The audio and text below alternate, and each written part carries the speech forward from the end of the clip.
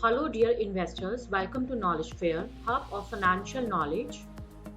Friends, आज हम इस वीडियो में टॉप म्यूचुअल फंड्स की बात करेंगे for lump sum investments for the year 2021। हम अपने इन्वेस्टर्स को यही सजेस्ट करेंगे कि अगर आपके पास कुछ एक मुठ पैसा पड़ा हुआ है तो आप उसको स्टैगर वे में लगाएं, मतलब थोड़ा थोड़ा करके निवेश करें। मान लीजिए आपके पास 1 लाख रुपया पड़ा है तो आप उसको 50-50 हजार करके ही मार्केट में निवेश करें, और जब एनएवी आपको कम दाम में मिल रहा है तभी लमसम इन्वेस्टमेंट करें, क्योंकि ऐसा करने से आपको रिटर्न्स बेहतर मिलेंगे। अब बात करते हैं mutual funds for lump sum investments. इस वीडियो में हम सबसे पहले लो रिस्की म्यूचुअल फंड्स की बात करेंगे, फिर मीडियम रिस्की म्यूचुअल फंड्स की बात करेंगे और फिर हाई रिस्की म्यूचुअल फंड्स की बात करेंगे। सबसे पहले बात करते हैं लो रिस्की फंड्स।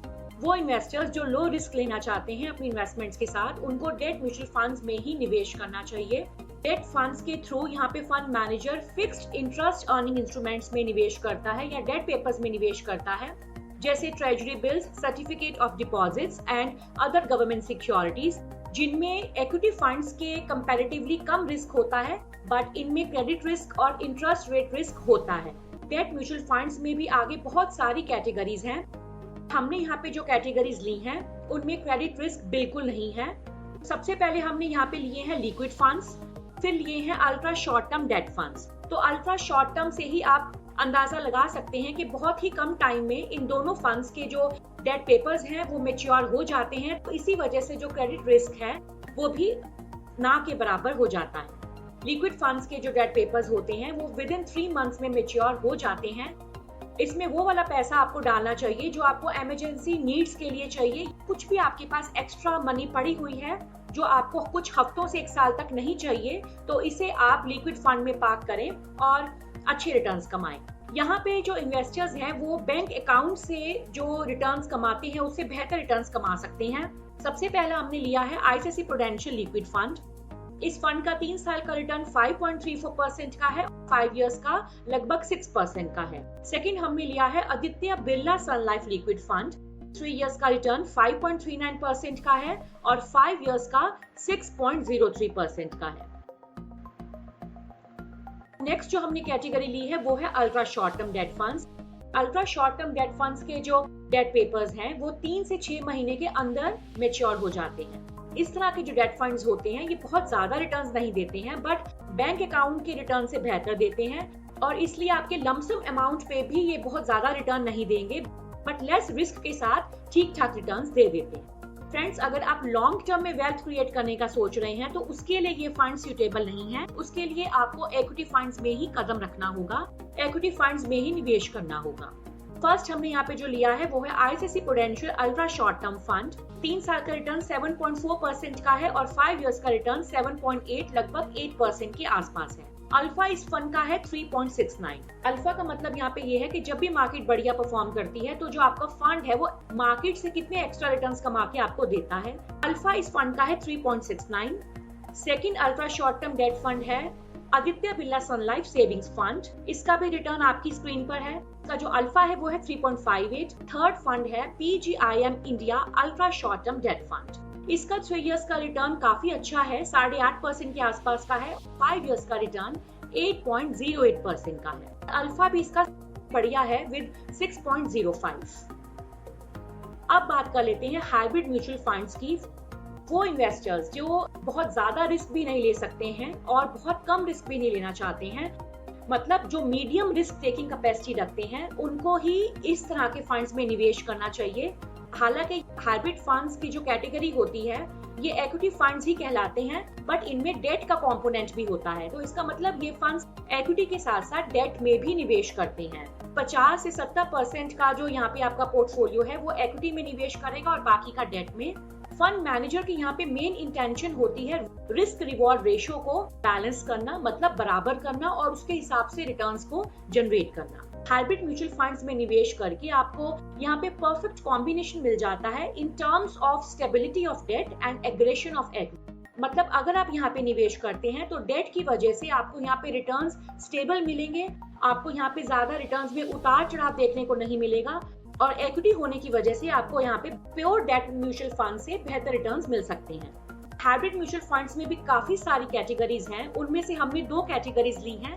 पहला है एग्रेसिव हाइब्रिड फंड्स और सेकंड है बैलेंस्ड एडवांटेज हाइब्रिड फंड्स। इन दोनों का जो निवेश करने का तरीका है वो अलग अलग तरह का है। एग्रेसिव हाइब्रिड म्यूचुअल फंड्स में हमने पहला चूज किया है Mirae acid hybrid fund.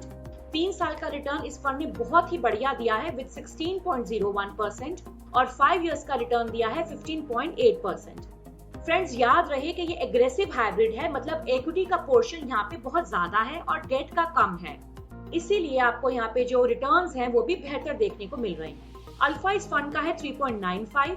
Second जो हमने एग्रेसिव हाइब्रिड फंड चूज किया है वो है कैनरा रॉबिको इक्विटी हाइब्रिड फंड। इसका 3 साल का रिटर्न है 16.28% का और 5 इयर्स का है 15.47%। अल्फा भी इसका अच्छा है विद 4.75। बट फ्रेंड्स आपको यहाँ पे कौन से फंड को चूज करना है उसके लिए अपनी पर्सनल रिसर्च जरूर करें और तभी इनमें निवेश करें। अब सेकंड कैटेगरी आती है बैलेंस्ड एडवांटेज हाइब्रिड फंड्स की। इनमें जो रिस्क होता है वो एग्रेसिव हाइब्रिड फंड से कम होता है। पहला जो हमने यहाँ पे सिलेक्ट किया है वो है आदित्य बिरला सन लाइफ बैलेंस्ड एडवांटेज फंड।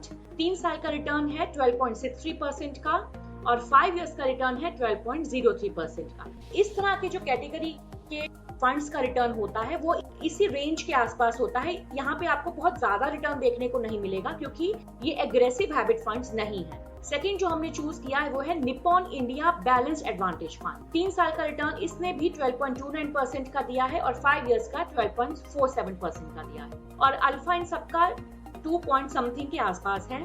तीसरा जो हमने यहाँ पे फंड लिया है वो है ICICI prudential balanced advantage fund. 3 साल का रिटर्न इसका भी सेम है और 5 इयर्स का है 11.7%। अल्फा इसका कंपैरेटिवली बाकी 2 फंड्स से कम है विद 1.45। अब बात करते हैं लार्ज कैप म्यूचुअल फंड्स की फॉर लमसम इन्वेस्टमेंट्स। अब वो इन्वेस्टर्स जो एक मुठ पैसा लगाने में जो हाई रिस्क टेकिंग कैपेसिटी रखते हैं उनको लार्ज कैप म्यूचुअल फंड्स को कंसिडर करना चाहिए। जैसे कि फ्रेंड्स हम जानते हैं कि ये एस्टैब्लिश्ड और साउंड कंपनीज के स्टॉक्स में ही निवेश करते हैं। इस तरह के फंड्स आपको यहाँ पे रेगुलर डिविडेंड्स भी देंगे और आपकी जो वेल्थ है उसकी भी कंपाउंडिंग धीरे धीरे होती रहेगी। First large cap mutual fund जो हमने लिया है वो है कैनरा रॉबिको ब्लू चिप फंड। 3 और 5 साल का रिटर्न आपके कंप्यूटर स्क्रीन पर है। और सेकंड हमने जो लिया है वो है एक्सिस ब्लू चिप फंड। इसका 3 साल का रिटर्न 16.48% का है और 5 इयर्स का है लगभग 18%। जो लार्ज कैप म्यूचुअल फंड से भी ज्यादा रिस्क ले सकते हैं उनको फ्लेक्सी कैप म्यूचुअल फंड्स को ही चूज करना चाहिए। और फ्रेंड्स हम यहाँ पे मिड कैप और स्मॉल कैप म्यूचुअल फंड्स को लमसम निवेश के लिए बिल्कुल सजेस्ट नहीं करते हैं क्योंकि आपका रिस्क बहुत ही ज्यादा हाई हो जाता है। फ्रेंड्स थोड़ा सा हम यहाँ डिस्कस करेंगे फ्लेक्सी कैप फंड्स क्या होते हैं। ये स्मॉल मिड लार्ज कैप तीनों तरह के स्टॉक्स में निवेश करते हैं और फंड मैनेजर को यहाँ पे कोई रिस्ट्रिक्शन नहीं होती है कि उसको इतना परसेंटेज ही स्मॉल मिड या लार्ज कैप में लगाना है।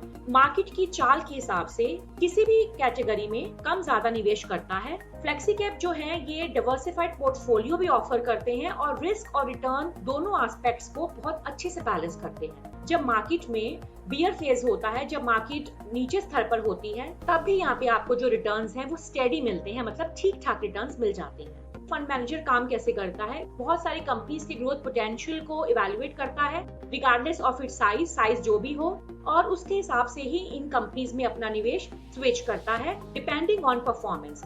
इन कंपनीज की परफॉर्मेंस के आधार पर flexi cap mutual fund choose किया है।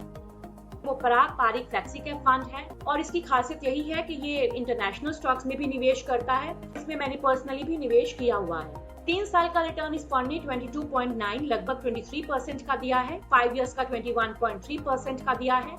अल्फा इसका इतना बढ़िया है, ये अल्फा मैंने मिड और स्मॉल कैप म्यूचुअल फंड्स में भी किसी में नहीं देखा है।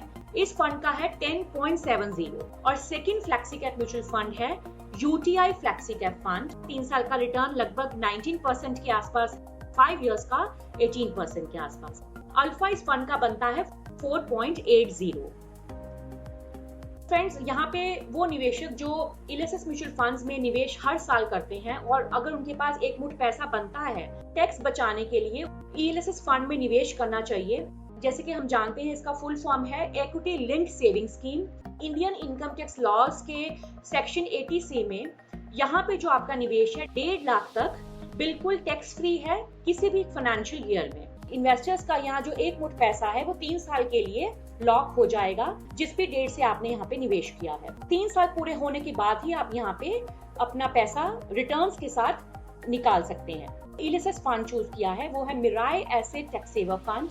3 साल का रिटर्न इस फंड ने 21.19% का दिया है। 5 इयर्स का रिटर्न 22.32% का दिया। अल्फा है इसका 6.55 and second fund is Canara Robeco tax saver fund. 3 साल का रिटर्न इस फंड ने 19.91% का दिया है और 5 इयर्स का रिटर्न 19.03% का दिया है। अल्फा भी इसका काफी अच्छा है विद 6.53। तो फ्रेंड्स, आपने कौन से फंड्स में लमसम निवेश किया है कमेंट सेक्शन में जरूर बताएं। मैंने यहाँ पे जो भी व्यूज शेयर किए हैं मेरे पर्सनल रिसर्च के आधार पर हैं। इस तरह के म्यूचुअल फंड्स में निवेश करें, अच्छे से सोच समझ के करें, अपने फाइनेंशियल एडवाइजर से पूछ कर करें। नॉलेज फेयर को जल्दी सब्सक्राइब करें और बेल आइकन भी दबाएं ऐसी और नॉलेजेबल वीडियोस की नोटिफिकेशन पाने के लिए। Thanks for watching.